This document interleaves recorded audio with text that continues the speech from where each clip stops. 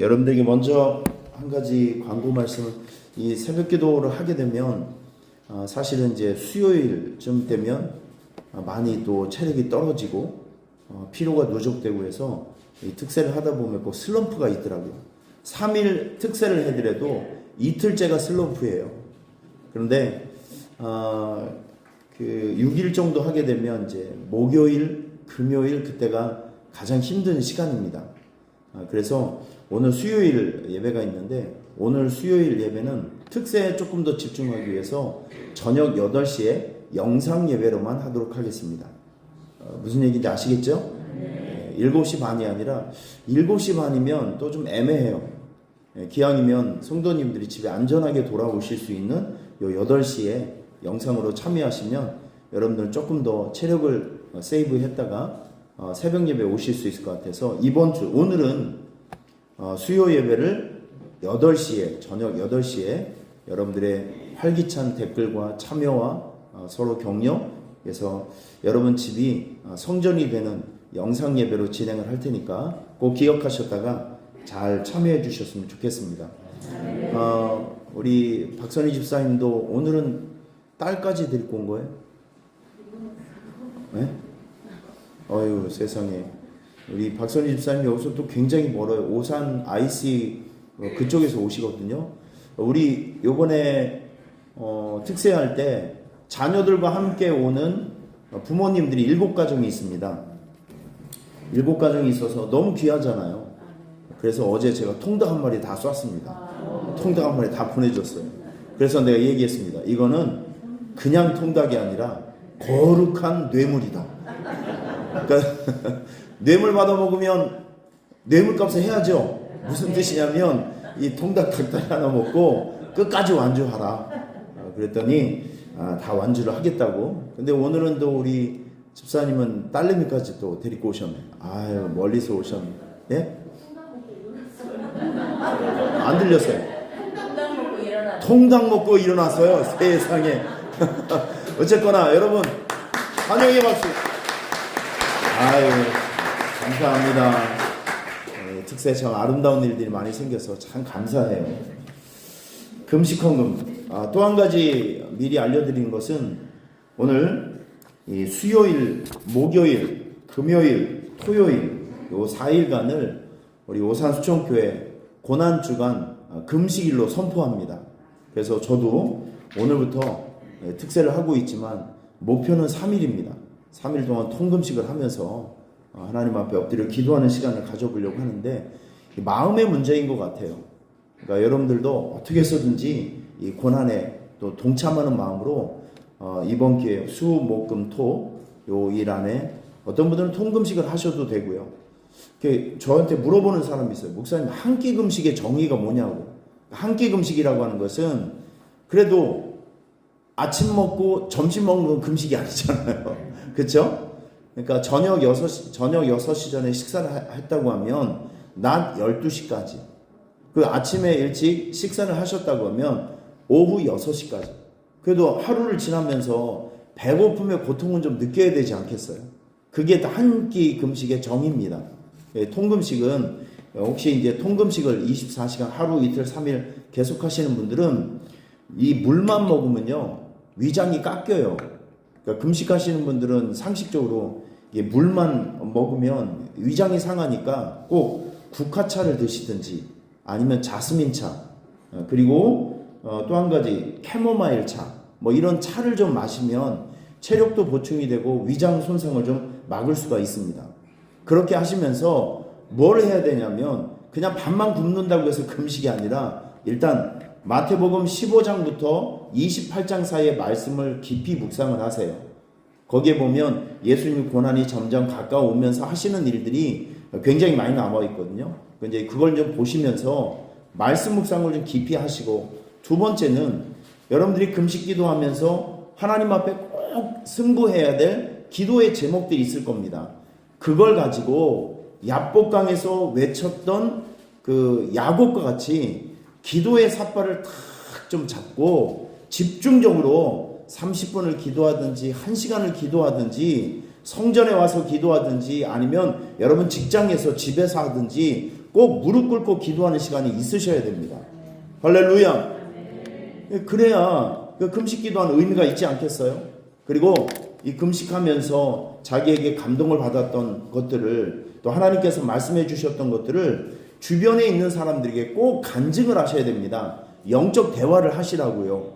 그리고 나서 오늘 헌금하신 분들처럼 금식 감사 헌금을 하나님 앞에 올려드리는 것입니다. 자, 이런 일들을 하면서 예수님의 고난에 또 금식으로 동참하면 여러분들에게 느껴지고 돌아갈 또 영적 유익들이 상당하니까 수, 목, 금, 토 요 4일 동안 꼭 작정하셔서 금식에 도전해 보시기를 축원합니다. 자, 금식기도 헌금 강민선 집사님, 김영미 집사님, 김순희 집사님, 노희숙 권사님, 김순임 집사님, 김영숙 집사님, 이정숙 권사님, 원경희 집사님, 차문정 권사님, 또 우리 최선희 집사님, 최성원 집사님, 임기혜 권사님, 장옥희 권사님. 임기혜 권사님 매일 하시는 거, 매일 한 끼 금식 하시는 거예요? 통으로 금식하시는 거예요? 아침 식사. 이 어르신들은 내가 옛날에는 통으로 금식 많이 해서 본인의 나이를 생각하지 않고 너무 오래 하시면 쓰러지면 아주 골치 아픕니다. 그러니까 체력 관리를 잘 해주셔야 돼요. 장욱희 권사님, 남상만 권사님, 신성순 권사님, 황진규 목사님, 한기덕 집사님 금식 공금해 주셨고요. 감사합니다. 이기동 장로님, 지윤 어린이, 아이고 우리 어린이, 박선희 집사님, 임태 어린이도, 윤정아 집사님, 김순자 집사님, 지연자 권사님, 배미애 자매님, 고영철 목사, 박은숙 사모, 고한솔, 고한결 송찬양, 장은숙 집사님, 임명구 집사님 11정금 드렸습니다. 우리 임명구 집사님 멀리서 오셨네요. 집사님 가실 때 운전 조심하시고요. 감사합니다. 자, 기도하겠습니다. 하나님 아버지, 오늘도 이 특제 세 번째 날 우리 성도들이 비가 오지만 이렇게 열심히 달려왔습니다. 칭찬해 주시옵소서, 축복해 주시옵소서, 잘했다 인정하여 주시고 그들의 선함과 착함을 하나님 꼭 기억하셔서 좋은 것으로 보상하여 주시옵소서. 오늘도 금식 헌금을 드립니다. 감사 헌금을 드립니다. 11조 헌금을 드립니다. 좋은 것을 심어사오니 좋은 것을 거두게 하여 주시옵소서. 평생 살아가며 웃고 살게 하여 주시고 베풀고 살아갈 수 있도록 도와주시옵소서. 예수님의 이름으로 축복하며 기도하옵나이다. 아멘. 하나님의 말씀은 히브리서 12장 1절부터 2절 말씀입니다. 자, 히브리서 12장 1절부터 2절 말씀 찾으신 분 아멘. 우리 같이 읽겠습니다. 시작. 둘러싼 허다한 증인들이 있으니 모든 무거운 것과 얽매이기 쉬운 죄를 벗어버리고 인내로서 우리 앞에 당한 경주를 하며 믿음의 주요 또 온전하게 하신 이 예수를 바라보자. 그는 그 앞에 있는 기쁨을 위하여 십자가를 참으사 부끄러움을 개의치 아니하시더니 하나님 보좌 우편에 앉으셨느니라. 아멘. 예수님은 우리를 온전케 하시는 분이십니다. 성경에 보면 예루살렘 성에 입성하신 우리 주님이 월, 화, 수, 목, 금 이렇게 하신 일들이 각각 달라요. 근데 월요일은 성전 정화, 성전에 유월절을 지키기 위해서 세계 많은 곳에서 사람들이 집중적으로 왔을 때 성전에는 예배보다는 하나님 앞에 찬양하고 예배보다는 교회 본질보다는 비즈니스가 더 많이 있었습니다. 이 모습을 보시고 예수님은 분노를 느끼셔서 아주 과감한 퍼포먼스를 보여주셨습니다. 상을 둘러엎고 비즈니스 하는 사람들 다 내쫓았어요. 이 사건은 당시에 여러 가지 이권과 연결되어 있었던 그 유대 종교 지도자들에게는 너무나도 충격적인 사건이었습니다. 그래서 예수님에게 질문을 하는 거예요. 내가 무슨 권위로 이런 일을 하느냐? 너에게 이런 권위를 준 사람은 누구냐? 이게 따져 묻기 시작합니다. 비즈니스, 환전소, 또 뭐 그 짐승을 파는 거, 뭐 등등 곡식을 파는 거, 이거는 사실 뒤에 보면 그 당시 유대 종교 지도자들의 이권과 다 연결되어 있어요. 그래서 이 비즈니스 카르텔을 누가 깨지를 못하는 거예요. 근데 예수님이 하루아침에 가서 이걸 다 정리를 했어요. 충격적인 일이죠. 누구도 할 수 없는 일들을 한 겁니다. 이때 이런 질문을 하면서 예수님을 공격하고 있는 유대 종교 지도자들에게 예수님은 포도원의 비유로, 그리고 혼인잔치의 비유를 통해서 유대 종교 지도자들의 비리를 지적했습니다. 이때부터 종교 지도자들은 심각한 고민에 빠진 거예요. 어떻게 하면 어떤 명분으로 예수를 잡아 죽일까 논의를 하기 시작했습니다. 근데 마태복음 22장 이후를 쭉 보면 예수님을 함정에 빠뜨리기 위해서 그 당시에 서로 적대 관계에 있었던 그 정치 집단들이 있습니다. 바리새인들, 종교 지도자들, 그리고 정치적으로 보면 헤롯당, 로마를 지지하고 있는 사람들. 지금으로 얘기하면 국민의힘과 민주당과 같이 정치적 이념이 다른 두 그룹이 예수님을 잡아 죽이기 위해서 하나가 되었어요. 연합정선을 이루어서 예수님에게 찾아와서 이야기를 합니다. 로마로 바치는 세금의 문제 어떻게 하면 좋겠냐. 이 명분을 가지고 예수님에게 찾아왔습니다. 여러분, 이거는 상당히 다루기 말 한마디 잘못하면 예수님이 큰 함정에 빠질 수 있는 그런 요소가 많아요. 세금을 황제에게 내라고 하면 당신은 매국노다, 반민족주의자다, 이렇게 여론을 몰아서 예수님을 처형할 수 있어요. 그러면 세금을 내지 말라고 하면 헤롯 땅에 있는 사람들이 가만히 있겠습니까? 아, 이 사람은 로마를 지금 거역하고 있는 사람이다 라고 고발해서 처형시킬 수 있습니다. 쉽게 얘기해서 이러지도 못하고 저러지도 못할 상황이에요. 이때 예수님께서 무슨 얘기를 하셨냐면 가이사의 것은 가이사에게, 하나님의 것은 하나님에게 바쳐라. 이게 무슨 뜻이냐면 너희들이 이스라엘 국민이라고 하면 국가의 의무를 다해라. 국가의 의무를 다하는 것이 하나님께 행하는 것이다. 여러분, 우리 예수 믿는 사람들은 나라를 사랑해야 됩니다. 왜 아멘이 좀 현찮으셔? 나라를 사랑해야 됩니다. 나라가 정한 이 모든 룰을 우리 예수 믿는 사람들은 잘 지켜야 합니다. 존중해야 합니다. 이것이 하나님을 경외하는 거예요. 할렐루야. 이걸 가르쳐 준 겁니다. 사람들이 깜짝 놀라서 집으로 가버렸어요. 그리고 수요일 날, 이 수요일 날은 예수님의 행적이 구체적으로 나오질 않아요. 그런데 수요일은 보통 이제 침묵의 날이라고 이야기를 합니다. 예수님께서 특별히 무슨 일 하시는 것을 흔적이 많이 없기 때문에. 그런데 누가복음에 보면 유대 종교 지도자들은 그날 굉장히 바빴습니다. 누가복음에 보면 예수를 흉계로 잡아 죽이려고 의논했다. 요한복음에 보면 예수를 잡아 죽이려고 모의했다. 그러니까 예수님은 침묵하셨지만 종교 지도자들은 모여서 예수님을 어떤 방법으로 죽일까 고민하고 의논했던 날이 바로 수요일입니다. 전 이 모습을 보면서, 공격당하신 예수님을 보면서 이런 게 깨달아져요. 우리가 예수를 제대로 믿고 신앙생활을 열심히 하려고 하다 보면 마귀의 공격을 엄청 많이 받습니다. 이거 공감하시는 분 아멘. 이 새벽기도 하는 것도 그래요. 뭔가 주님의 일을 하려고 하면 내 의지대로 되는 것이 잘 없습니다. 우리 전도축제 하려고 하다 보면 약속했던 사람들이 어쩌면 그날 그런 일이 벌어져서 그분들이 약속했던 분들이 교회로 오지 못하는 경우가 허다합니다. 마귀는 교회의 성공과 성도들의 성공을 무척 질투하는 존재가 바로 마귀입니다. 여러분, 근데 우리가 여기서 한 가지 생각해야 될 것은, 그러면 이 마귀와 이 성도와의 싸움, 마귀와 또 우리 교회와의 싸움, 이 영적 싸움에서 이길 수 있는 방법이 뭐가 있을까요? 이 마귀와의 영적 전쟁에서 우리가 이기기 위해서는요, 원리를 아셔야 됩니다. 잘 집중해 주세요. 이 부분 되게 중요한 겁니다. 오늘 새벽기도 오셔서 이런 원리 하나 터득하고 가시면 본전 뽑는 거예요. 꼭 귀담아 들으시길 바랍니다. 자, 질문. 마귀가 성도와 교회를 공격하는 이유가 뭘까요?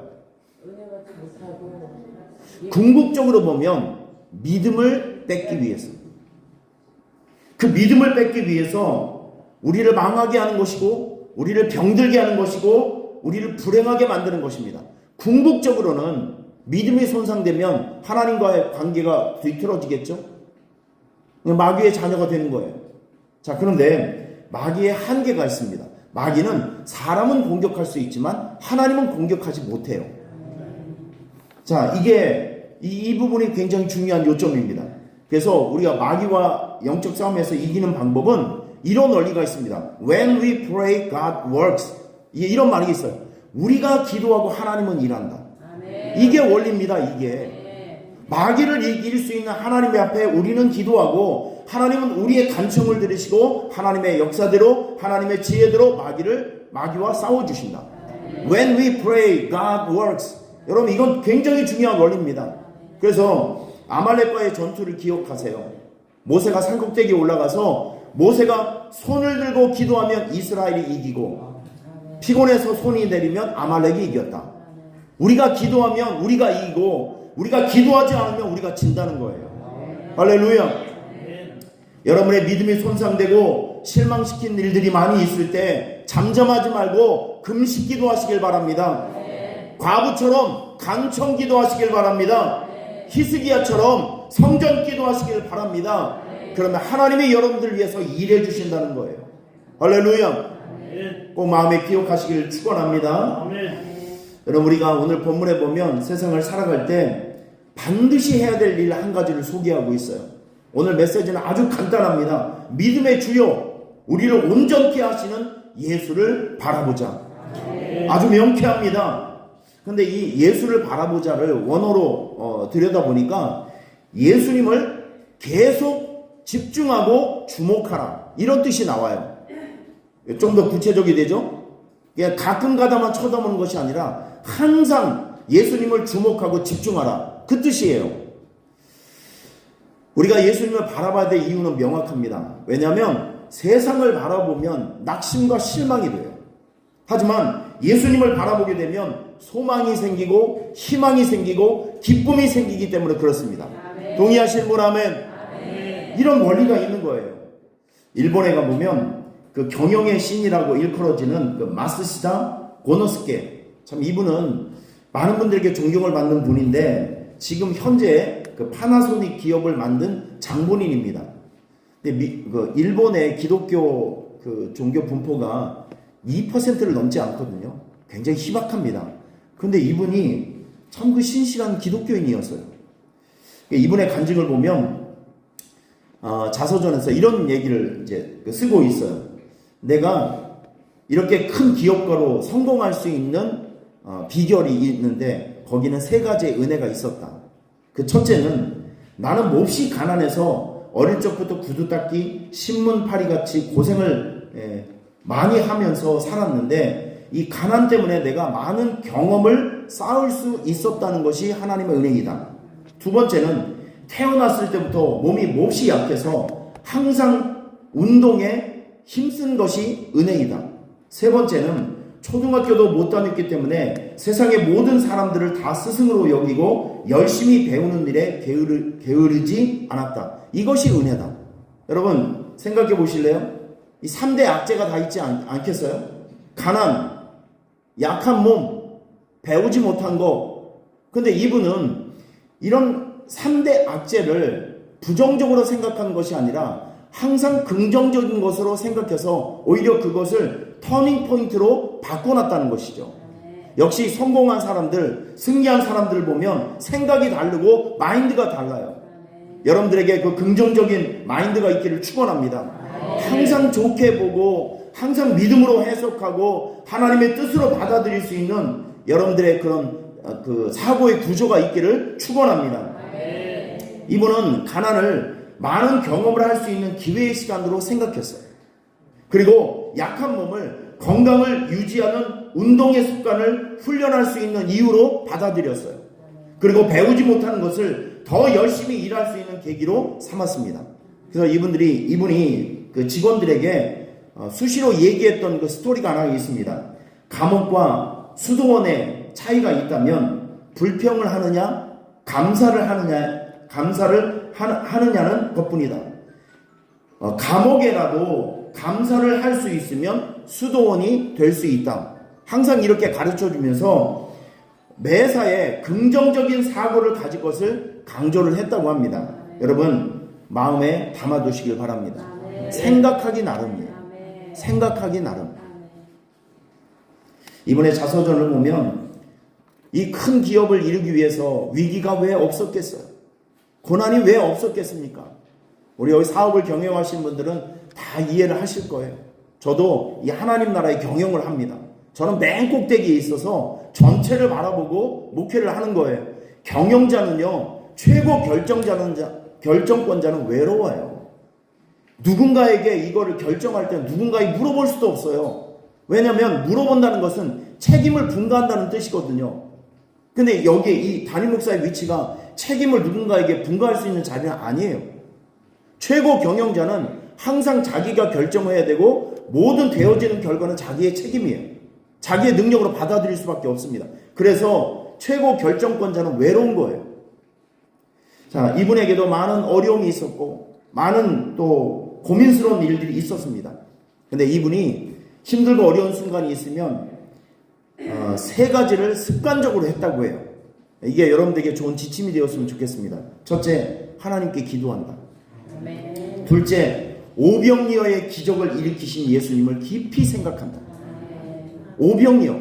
힘들 때 이분이 오병이어의 기적을 일으키신 예수님. 다른 걸 묵상한 것이 아니라 작은 것을 가지고도 큰 일을 이루시는 예수님을 묵상했다는 것이죠. 지금 내가 없는 상황에서도 내 삶을 완전히 뒤집어 엎을 수 있는 그 예수님을 묵상했다는 것이죠. 오늘 말씀의 표현에 의하면 우리를 온전케 하시는 예수님을 바라본 분이에요. 그리고 그럼에도 불구하고 감사하고 이 세 가지를 습관처럼 지켰다고 합니다.